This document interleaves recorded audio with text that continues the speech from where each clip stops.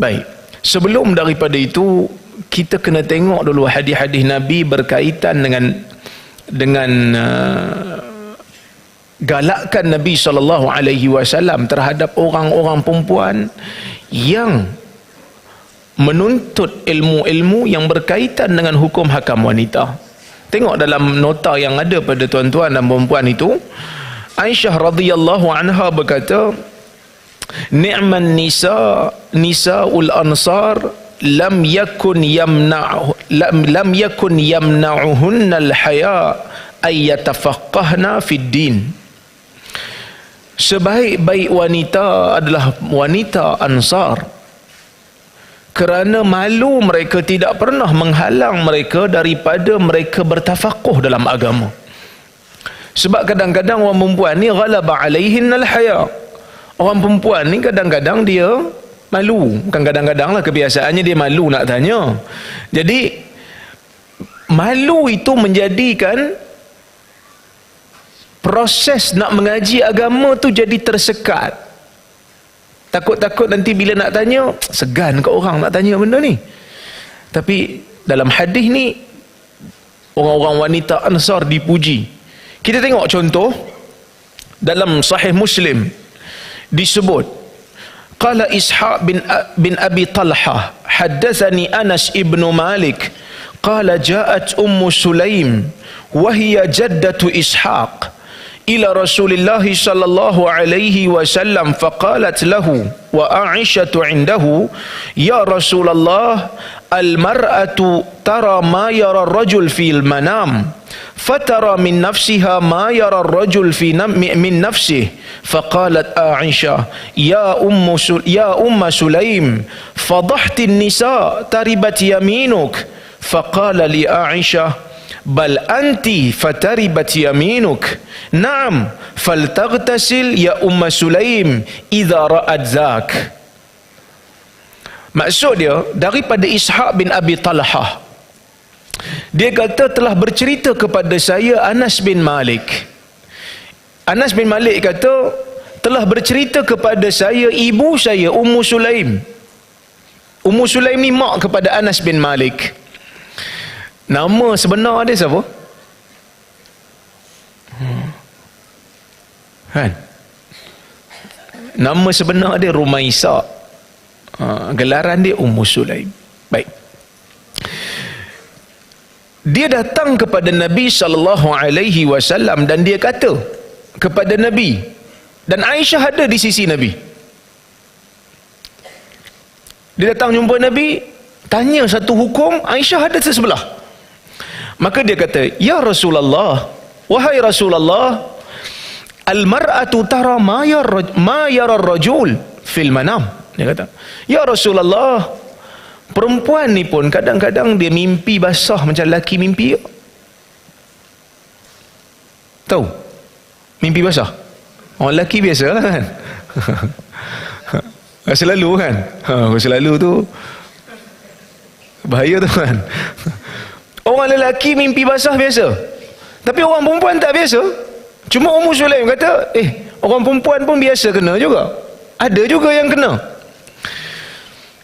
Fatara min nafsiha ma yara ar-rajul min nafsihi. Dia kata dia melihat apa yang berlaku pada diri dia sama macam orang lelaki berlaku pada diri orang lelaki. Aisyah ada sebelah tu. Aisyah kata, ya Ummu Sulaim, dia kata, fadahtin nisa taribat yaminuk. Dia kata, wahai Ummu Sulaim, janganlah pecah rahsia. Jangan pecah rahsia lah, malang sungguh engkau ni. Nabi kata ke Aisyah, Nabi kata apa? Nabi kata, bal anti fataribat yaminuk. Engkau yang malang, biarlah dia nak tanya. Dalam hadis yang lain, ada riwayat yang lain, Ummu Sulaim sebut lebih jelas. Dia kata, ya Rasulullah, inna Allah la yastahi minal haq syai'a. Dia kata, ya Rasulullah, Allah Ta'ala tak pernah malu dengan benda-benda yang benar. Kalau orang perempuan mimpi basah, fahal alaihal ghusul, perlu tak dia mandi wajib? Nabi kata, na'am idza ra'atil ma. Nabi kata, ya, bila mana dia bangkit, dia tahu dia mimpi, dia tengok, kena tengok pakaian dia. Nampak air tak? Nampak kesan air tak? Kalau ada kesan air, pergi mandi. Itu juga dalam hadis Nabi sebut. Naam. Nabi kata, ya. Faltaghtasil ya Umma Sulaim. Hendaklah orang perempuan yang bermimpi tu mandi. Mandi wajib. Iza ra'at zak. Apabila dia melihat air ada pada pakaian yang dia tidur masa waktu malam hari tu. Bukan malam lah, maksudnya waktu dia bangun daripada tidur tu, pakaian yang dia pakai tu, tengok ada ke tak kesan air. Ini hadis yang menunjukkan galakan Nabi SAW bagi orang perempuan untuk tafakuh dalam agama, untuk tafakuh tentang hukum-hukum yang berkaitan dengan wanita. Hadis yang lain, an Abi Sa'id Al-Khudri qalatin nisa'u lin-nabi sallallahu alaihi wasallam ghalaba 'alaika ar-rijal faj'al lana yawman min nafsik fawa'adahunna yawman laqiyahunna fi fawa'adahunna wa amarahun. Kata Abu Sa'id Al-Khudri, orang-orang perempuan di zaman Nabi sallallahu alaihi wasallam sebut kat Nabi, orang perempuan zaman Nabi sebut kat Nabi, dia kata ghalaba 'alaika ar-rijal, orang lelaki selalu menyebukkan kamu. Bila buat pengajian, lelaki datang ramai. Maka dia kata, faj'al lana yauman.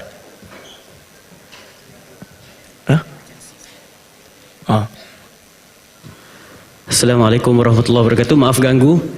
Kepada sesiapa yang parking kereta di LG4 dan sebagainya, kalau boleh dapat keluarkan daripada tempat parking tersebut dan pindahkan ke LG2. Sebab seperti yang tersebutkan, LG2 adalah parking yang memang sediakan untuk peserta dan dia percuma. Tetapi LG4, iaitu parking yang peserta masuk dan ada yang ambil tiket, nanti benda itu akan berbayar. Jadi nanti akan mahal. Jadi sesiapa yang parking di LG4, kita kalau boleh dapat keluar dan keluarkan kereta dan pergi ke LG2 lah, untuk mengelakkan parking yang mahal sangat nanti, insyaAllah. Pergi ke parking LG2. Maaf ganggu. Okey. Baik.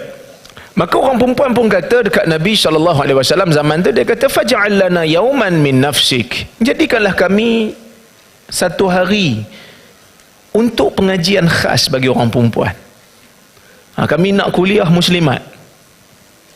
Maka Nabi pun fawa'adahunna yauman laqiyahunna fawa'adahunna wa amarahun.